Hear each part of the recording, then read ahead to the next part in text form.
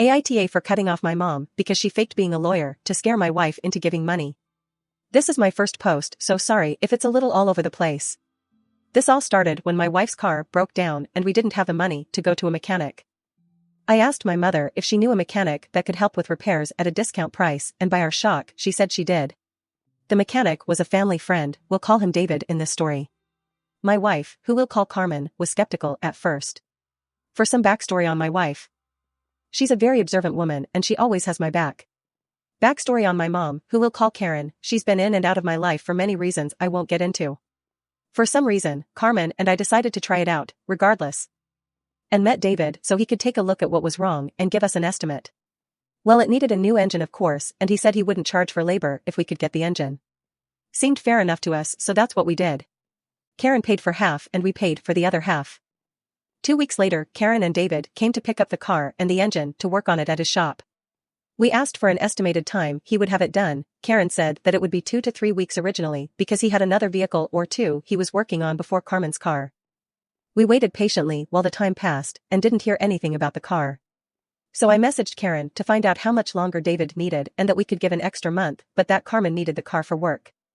Karen tells me that we need to be grateful we have someone working on our car for free and it'll be done when it gets done. Red flag for Carmen immediately.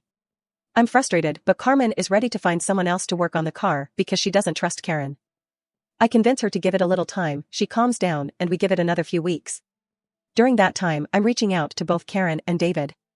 No responses from David and very short responses from Karen. At this point, Carmen is getting worried, so she attempts to call Karen directly and she sends her to voicemail. Now anyone who knows my wife knows that she doesn't take kindly to anything she feels to be disrespectful. And sending her to voicemail or ignoring texts about what's going on with her car 2+ months later was disrespectful. So my wife blows up her phone and she's telling her she wants to work with another mechanic, and Karen tells us that we're disrespectful and ungrateful for the help we were getting and that we didn't need a time frame for getting the engine fixed for free. And to muzzle my BH. The next series of events was the cherry on top for us.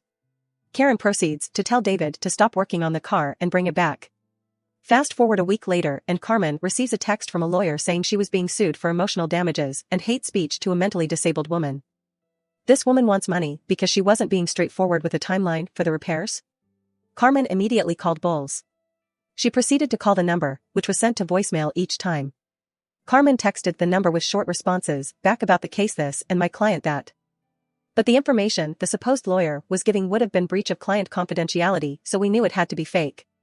We looked up the law firm, non-existent. We looked up the lawyer, nada. This was the final straw.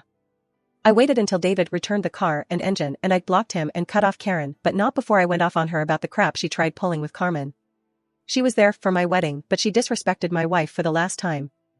A few months later, a mutual friend of mine and Karen's reached out and told me I should check on her because she was really depressed. She's fine now apparently, but I didn't want to cave in at the time because she's been a narcissist my whole life.